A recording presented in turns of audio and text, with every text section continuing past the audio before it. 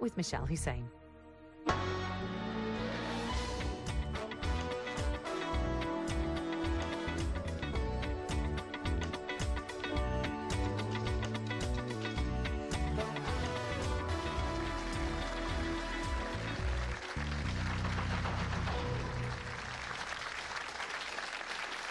My guest today is an actress who never imagined herself in front of the camera and yet found success with her very first film. Since then, she's played everything from a drug addict to an action heroine, winning awards along the way. So how did the child who once thought she was too shy to ever perform end up as one of China's hottest cinema attractions? Zhang Jingchu was born in 1980 in Fujian province in China. She was sent to boarding school at the age of 13 to study art, a move that she's described as a liberating experience. The teenage Jingchu aspired to become a great painter, but after moving to Beijing, enrolled instead at the Central Academy of Drama to study directing. She emerged, though, as an actress, entering the international spotlight in 2005 with her debut film Peacock, which won the Silver Bear at the Berlin International Film Festival. In 2007, she starred in Rush Hour 3 with Jackie Chan. She's been named one of Asia's heroes by Time magazine. Zhang Jingchu, welcome to Mishal Husain Meets. Yeah, thank you. Very nice to be here. Thank you for being with us. Jingchu, not many people have had the success that you had from your very first film. Did you dream of being an actress as a child? I never thought about becoming an actor because my personality was more shy and introverted. And I thought becoming an actor should be somebody who's very outgoing and just enjoy to be the center of attention, but I'm just the opposite. You've played some really tough roles in Night and Fog, for instance, where you're playing a battered wife. You've also played a drug addict. I mean, you haven't shied away from, you know, roles that are not only tough to play, but where you don't look glamorous, or, you know, you're not portrayed in the way that perhaps your fans might expect. I think those characters are really very real and strong. And it's great that you can get into other people's heart. And I do a lot of research as well. Just want to really play this very vivid image, let people see a real drug addict could be really scary. And during the interview, I realized a lot of people, they do drugs because they don't know. It can have such a serious result, and it's really, you couldn't quit. Well, one of the roles that I imagine you had more fun with was when you were in Rush Hour 3 with Jackie Chan. And he has actually contributed a video phone message for you for this program. She always liked to challenge. She can play lovely ladies and martial arts, kung fu actress, drug dealer.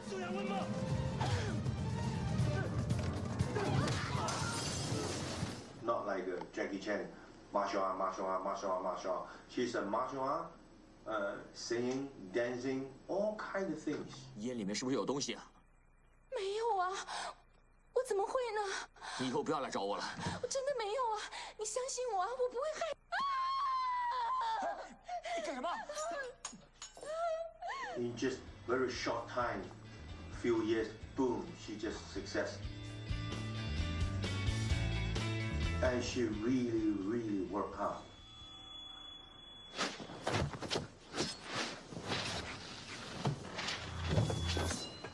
She's a beautiful girl.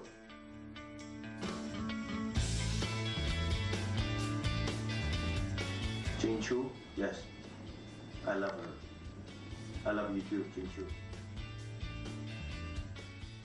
What a lovely compliment Yeah. from Jackie Chan. What was it like working with him? In China, we all call him 大哥. It means elder brother, right?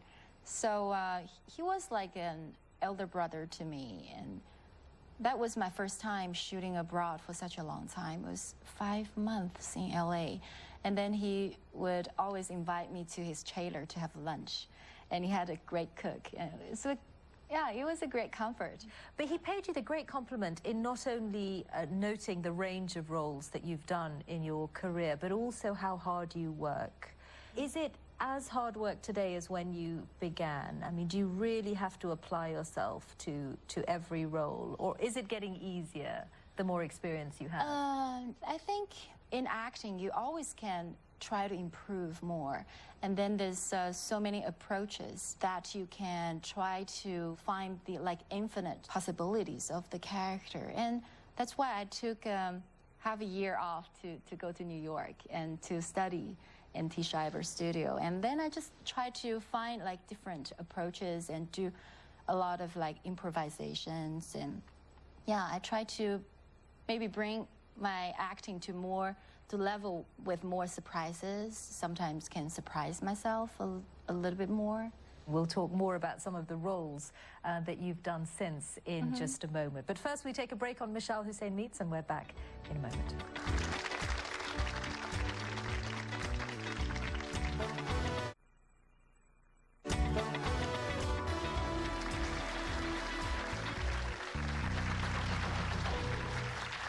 Welcome back to Mishal Meets with my guest today, award-winning Chinese actress Zhang Jingchu.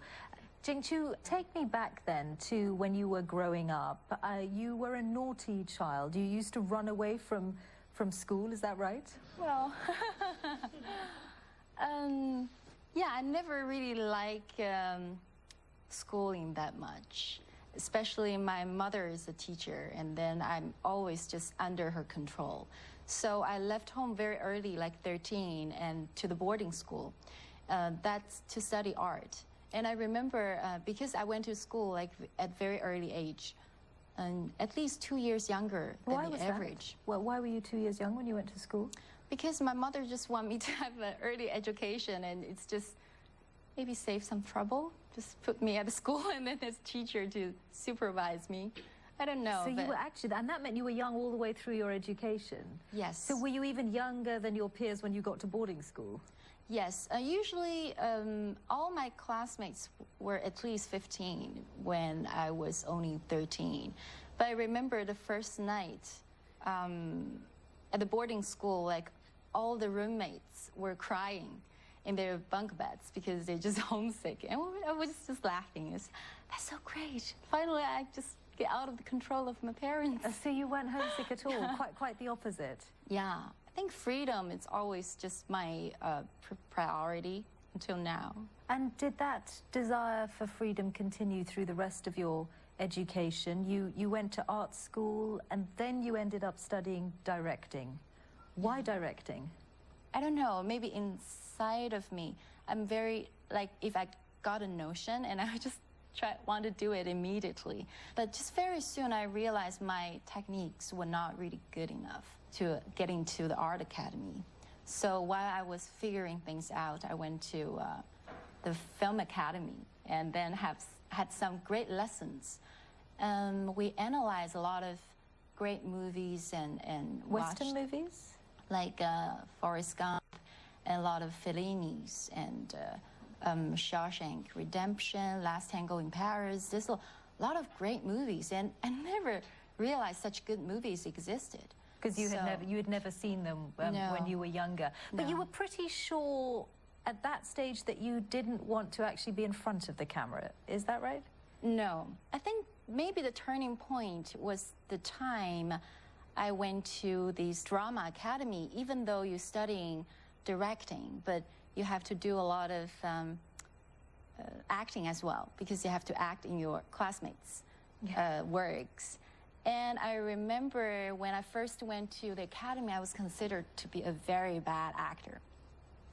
Because the first acting class we had to do a lot of exercises. Maybe a lot of you also done that. It's really embarrassing exercises. In front of all your classmates?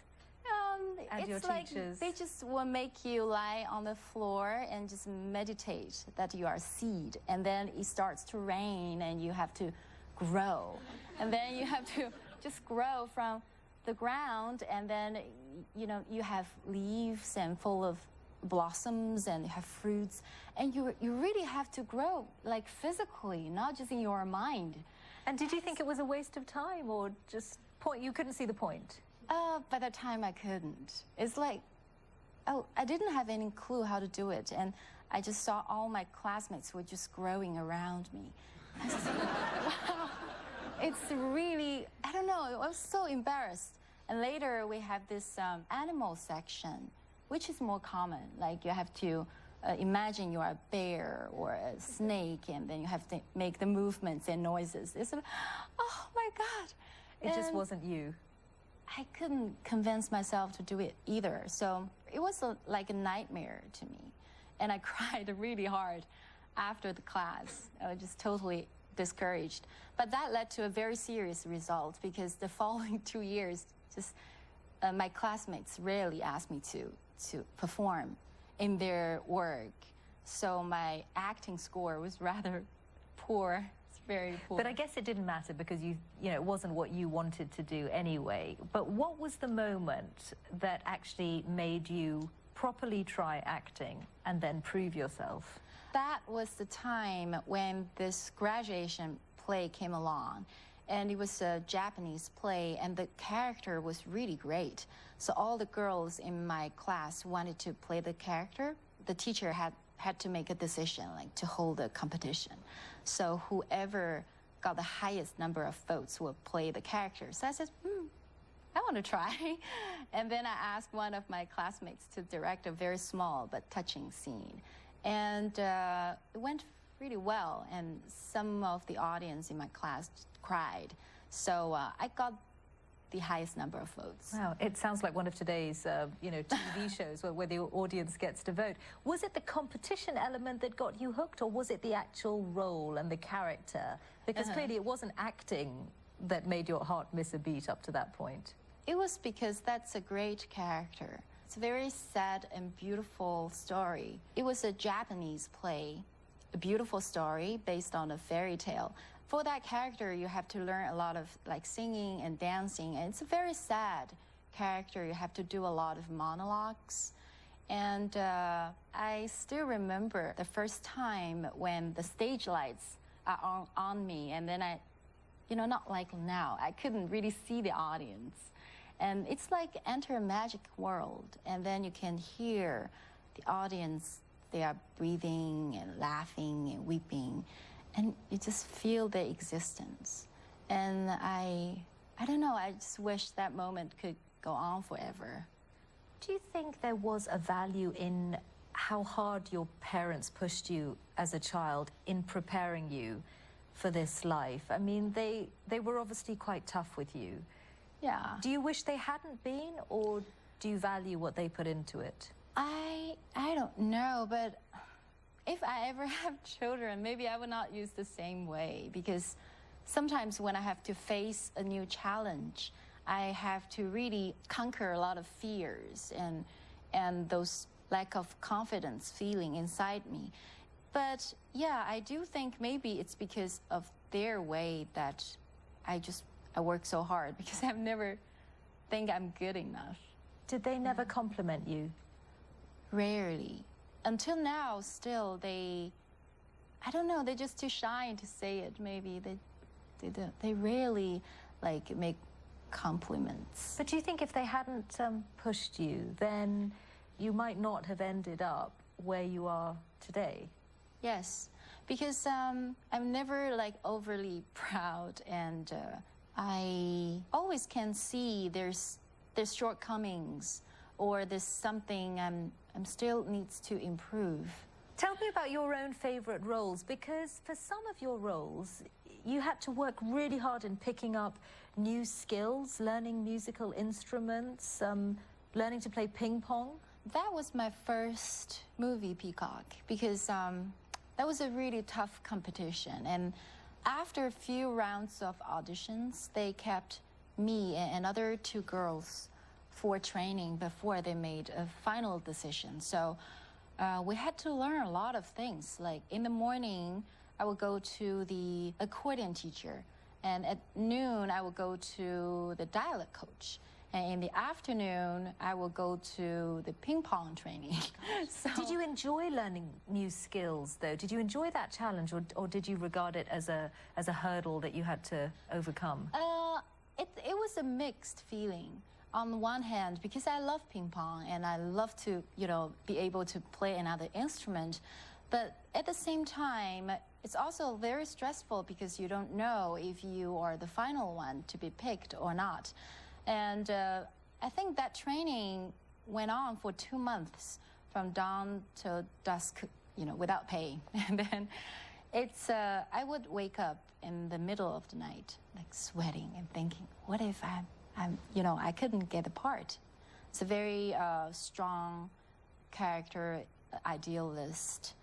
I just totally in love with that character. Do you consider yourself a star? I more consider myself as an artist. But also, you need to be a star, because if you are considered to be a star, and then you might have box office, and then we'll have like better projects were looking for you. So you just need to find a balance. Well, let's see what questions our audience have for you. Lots of your fans are here to see the recording of the show. Let's go straight to you. Hi, Jingchu. I'm Callista.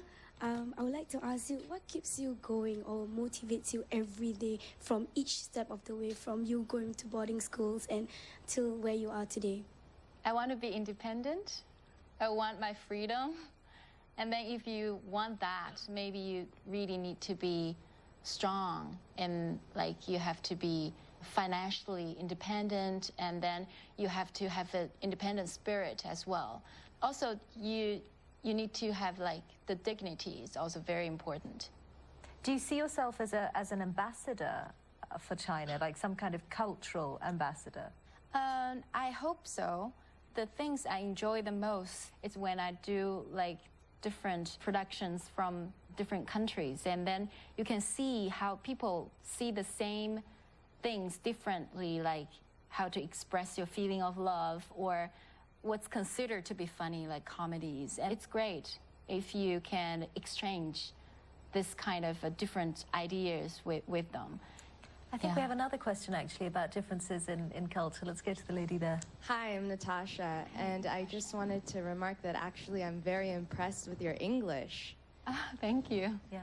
I would like to know what were the main differences working in the US and in China, and how was your experience working in the United States? When I work in Rush Hour 3, I should say the most impressive thing for me was the art direction, especially the ending scene. I was tied up on the very top of the Eiffel Tower outside of the restaurant. But we did really shoot in Paris for 10 days, and then we had to do the action sequence back in the soundstage in LA. So when I went into the set, I was totally amazed because it was so real. And then you can see they recreated the 360 view of Paris at night. And then you can see the streams of light flickering as the car drove down the street. And then I was staring at the Arc de Triomphe, and I just got this urge. I want to just go down the tower and take a walk over there. So was that real? Yeah, it's really real. And I just standing there and just staring at that. Okay, I want to just take a walk over there. It was great. So the standards were very high. What about action sequences and your roles in action movies? Do you enjoy all of that, really physical roles? I do, because I was a super Kung Fu fan. When I was little, like, I love Kung Fu movies and novels, and, I was fascinated by how a Kung Fu master could fly and just alight on leaves and just run across the surface of the water. So I read this book when I was 7 or 8 years old, that described how a Kung Fu master was trained, to learn how to fly. They would dig a deep hole, and then they would tie these heavy sandbags to their legs, and then they just keep jumping until one day they could jump out of the hole. That means without sandbags, they could fly. So I was obsessed with this idea. So every Saturday when my mom was out for the weekly meeting, and I would just fill those my old school bags with books, and then tie them to my legs and keep jumping until that kept up for 2 months, until the neighbors complained to my mom, and my comfort dream was cut short. Yeah. That's almost like an acting class of your own, and you know, Yeah. developing your whole new way of training. Yes. Let's go to a question right here. Hi, my name is Lucy. I'm also from China. I lived in Beijing before. And I just want to ask you, after watching all of your movies, I just want to know, like, which role is actually closest to you, yourself? I think maybe every character has a part of me, and sometimes maybe it's just hidden inside me. And I really enjoy those, like Peacock. I think her spirit is very close to me, like a dreamer and just love freedom. Let's go to a question right here. Hi, my name is Honey. I'm a media lecturer as well as a short film producer and director. You studied directing and you became an actress. Can I know if in the future, would you like to actually be a director someday? Thank you. I don't have exact plan yet. You know, I think maybe one day when I have something to say and I really think acting is not enough to express my feelings or thoughts, maybe. Yeah. Thank you. Thank you. Well, Jingchu, I wish you every success with your future work, and I hope you always find the roles that really speak to you. Thank you for joining me on the programme, and thank you for watching. Next time on Mishal Husain Meets, the only female CEO in Formula One, Manisha Kaltenborn. Goodbye. Find out more on the BBC website, bbc.com/Mishal Husain Meets.